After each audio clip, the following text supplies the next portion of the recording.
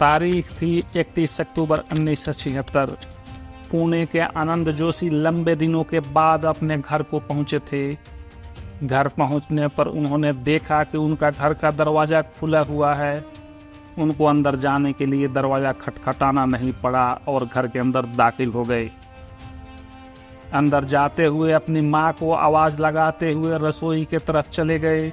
रसोई में उनकी माँ मरी पड़ी थी। गले पर चोट के निशान बता रहा था कि कितनी मुश्किल से उनकी जिंदगी खत्म की गई थी। और थोड़े ही फासले पर उनके पिता भी थे, जिन्हें ठीक उसी तरह मारा गया था। इससे पहले आनंद चीख पाते, कुछ सोच पाते, कुछ कर पाते, उन्हें पीछे से किसी ने पकड़ लिया। उनके गले में किसी ने नायलन की रस्सी लपेट दी। आनंद ने अपने आप को बचाने का बहुत प्रयास किया, लेकिन मौत का रस्सी उनके गले को कस चुका था और हर पल बीतते वक्त के साथ उनके सांसों को रोकता जा रहा था। छटपटाते हुए आनंद की सांस की नली दबती गई, उनकी आंखें बाहर निकलते गए। देखते ही देखते उनकी सांसें हमेशा के लिए थम गई और शरीर ठंडा पड़ गया। यहाँ से आरंभ हुई एक ऐसी कहानी जिसने पुणे के लोगों को भय और डर के साए में 1.5 साल तक रहने को मजबूर कर दिया था। 10 लोगों के इसी तरह बहसी तरीके से मौत के घाट उतार दिया गया। लोगों ने देखा एक दरिंदगी का एक नंगा नाच। बात हो रही है जोशी अभ्यंकर मर्डर केस की। अगली सुबह को जब पुलिस क्राइम सीन पर पहुंची तो वहां के मंजर देखकर उनके पांव कांप गए। उषा जोशी, उनके पति अच्युत जोशी और उनके बेटे आनंद जोशी, तीनों की लाशें जमीन पर पड़ी हुई थी।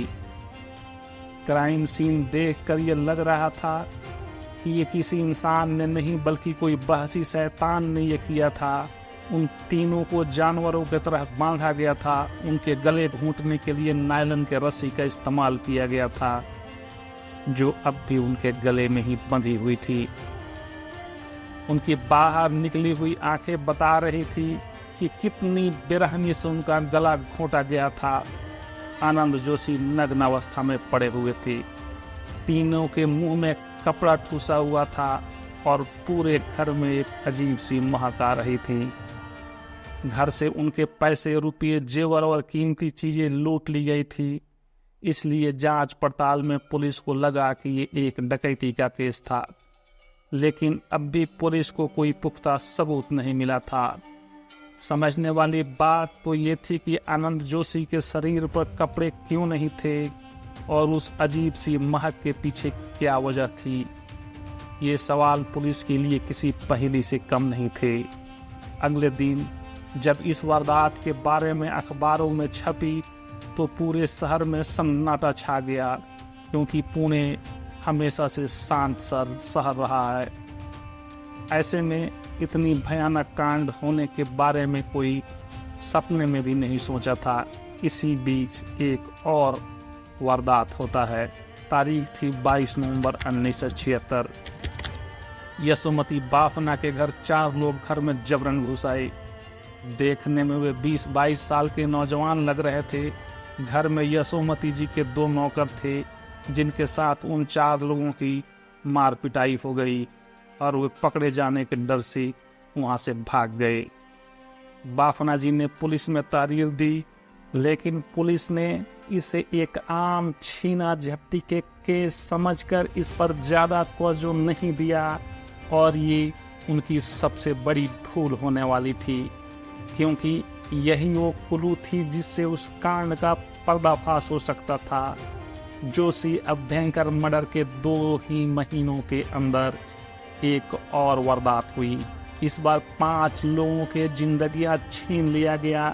काशीनाथ शास्त्री, उनकी पत्नी, उनका पोता और उनकी नौकरानी, सबके गले में वही नायलन की रस्सी, सबके हाथ पैर वैसे ही बांधे गए थे, सबके मुंह में कपड़ा ठूसा गया था।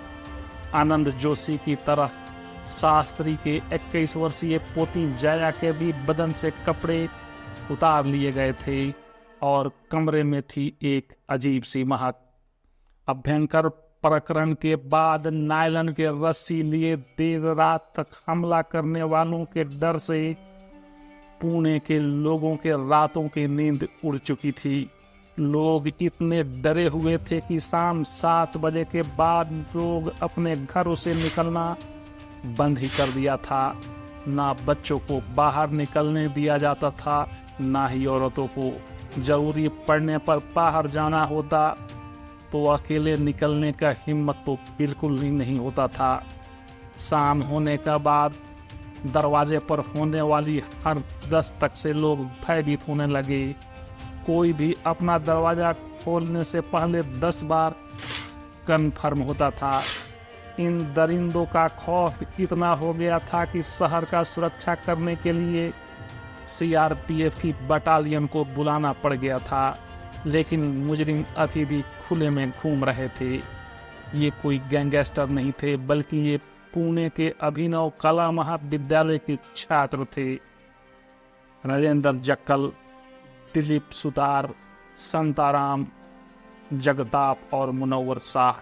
कॉलेज के आरंभ के दिनों से ही इनका पढ़ाई में मन नहीं लगता था और पूरा दिन ये नशे में धुत रहते थे। पर इस लत को पूरा करने के लिए जब इनके पास पैसों की कमी होने लगी तो कॉलेज के बाहर से इन्होंने गाड़ियां चुराना शुरू कर दिया। एक बार इन चारों ने एक बड़ा प्लान बनाया। इन्होंने सुभाष तांडव और सतीश गोरे के साथ मिलकर एक योजना बनाई। अपने दोस्त प्रकाश हेगड़े के नकली किडनैपिंग करके उसके पिता से पैसे ऐंठने का प्लान बनाया। प्रकाश के पिता कॉलेज के पीछे होटल चलाते थे। प्लान सेट था। सुभाष चांडव और सतीश गोरे प्रकाश को पकड़कर इन 4 लोगों को ठिकाने पर ले गए। उन्होंने प्रकाश के पिता को एक चिट्ठी लिखा जिसमें फिरौती के 25,000 रुपये की मांग रखी। लेकिन इनका ये प्लान बिल्कुल उल्टा पड़ गया। जब प्रकाश के पिता सीधा पुलिस थाने चले गए, पकड़े जाने के डर से इन चारों ने प्रकाश को जान से मारकर उसके लाश को लोहे के ड्रम में डाल दिया और उसे किसी झील में फेंक दिया और उसकी लाश नहीं मिली और उसे 14 महीने तक मिसिंग माना गया। कहा जाता है कि प्रकाश के खून करने के बाद गिरफ्तारी के डर से ये लोग कोल्हापुर चले गए थे। वहाँ उन्होंने एक बिजनेसमैन के घर को लूटने की नाकाम कोशिश की थी, लेकिन दाल नहीं गली, जिसके बाद जराइम और लूटपाट करने फिर पुणे आ गए। धीरे धीरे ये अपराध करने में एक्सपर्ट होते जा रहे थे। ये कहीं भी धावा बोलने से पहले काफी योजनाबद्ध तरीके से रेकी करते थे। अपने शिकार पर नजर रखते और फिर उन पर हमला कर देते थे। ये जानते थे कि अच्युत जोशी और उनकी पत्नी बहुत बूढ़े थे और उनसे उनको कोई खतरा नहीं होगा। लेकिन जिस दिन वे वहाँ लूटपाट करने गए, अचानक से उनका बेटा पहुँच गया। उन्होंने पहले आनंद के कपड़े उतार दिए ताकि वो वहाँ से भाग न पाए, फिर उसका भी हत्या कर दी। ऐसा ही कुछ अभ्यंकर फैमिली में जया के साथ भी किया। हर बार अपने सबूत मिटाने के लिए फिंगरप्रिंट न उठे, उसके लिए ग्लव्स पहनते थे और अपने स्मेल को छुपाने के लिए खास इत्र लगाया करते थे। जोशी अभ्यंकर हत्याकांड के जांच में 4 महीने गुजर गए थे, लेकिन पुलिस के हाथ अभी भी कोई भी सुराग नहीं लगा था। तभी एक और वारदात हुई, लेकिन ये किसी अमीर परिवार के घर नहीं, बल्कि एक आम कॉलेज विद्यार्थी के घर। 24 मार्च 1977 को मूलामुथा नदी के किनारे पानी पर तैरती एक लाश मिली। जांच करने पर उस लाश से एक आईडी कार्ड मिल गया। वो लाश अनिल गोखले की थी, जो अभिनव कला महाविद्यालय के ही छात्र था। 100 को पोस्टमार्टम और फोरेंसिक के लिए भेज दिया गया, लेकिन इस केस के जांच कर रहे पुलिस इंस्पेक्टर ने एक बात की नोटिस की। अनिल गोखले के गले में वही नायलन की रस्सी थी जो बाकी केसों में पाई जाती थी और जैसे जोशी और अभ्यंकर फैमिली के मारने वाले केसेस में भी थी। उनमें वैसे ही गांठ थी जैसे कि पहले वाले लाशों में पाई गई थी। इन सब से पुलिस ने कड़ी से कड़ी जोड़ना शुरू किया और उनके समझ में आ गया कि ये किसी लोकल ग्रुप का ही काम है और नायलन की रस्सी से मारने वाला कोई एक ही ग्रुप या एक ही आदमी है। अनिल गोखले का मर्डर फर्स्ट केस था जिसमें कोई लूटपाट नहीं हुई थी और पुलिस को एक सुराग भी मिल गया था।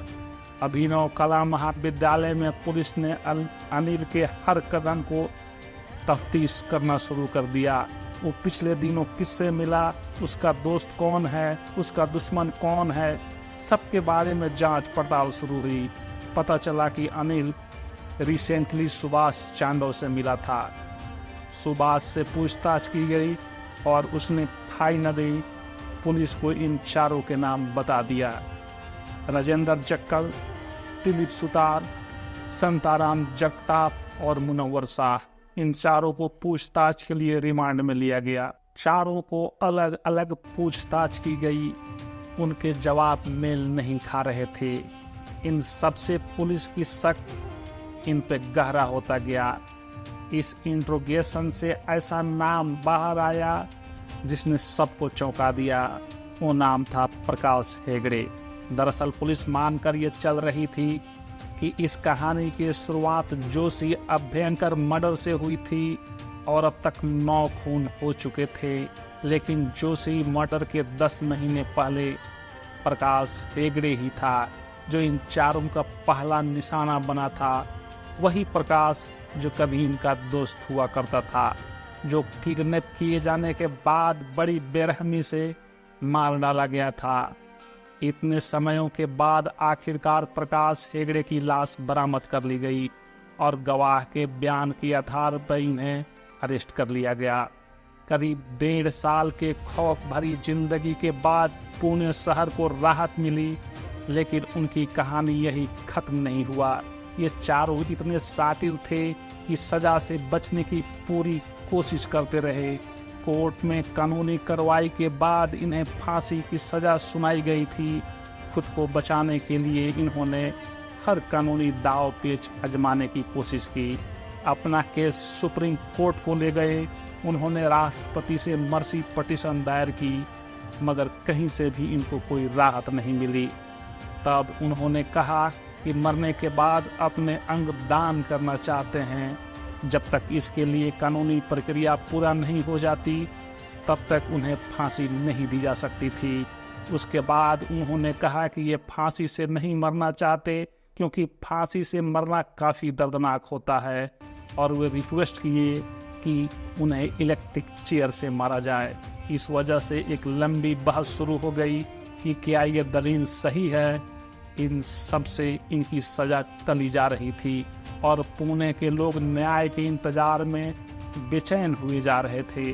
कहा जाता है कि इनकी सज़ा को जल्द से जल्द लागू करवाने के लिए पुणे के कई जाने माने डॉक्टरों और रिसर्चर्स को कंसल्ट किया गया। बाकायदा एक रिसर्च की गई कि कौन सा तरीका सही है। एक रिपोर्ट तैयार की गई जिसमें फांसी को ही सबसे आसान मौत माना गया, और आखिरकार 27 नवंबर 1983 को 4 सालों के बाद 10 लोगों को रस्सी से खून करने वाले उन 4 लोगों के गले में भी एक रस्सी का फंदा डालकर कस दिया गया। उन्हें फांसी दे दी गई। पुणे शहर को इंसाफ मिला। ऐसे तो देखने पर यह मामला लूटपाट के नजर आ रहे थे, जिसमें शुरुआती मोटिव था पैसा, मगर कुछ साइकोलॉजिस्ट का मानना है ये लोग सीरियल किलर्स थे। लोगों की जान लेने में इन्हें मज़ा आता था।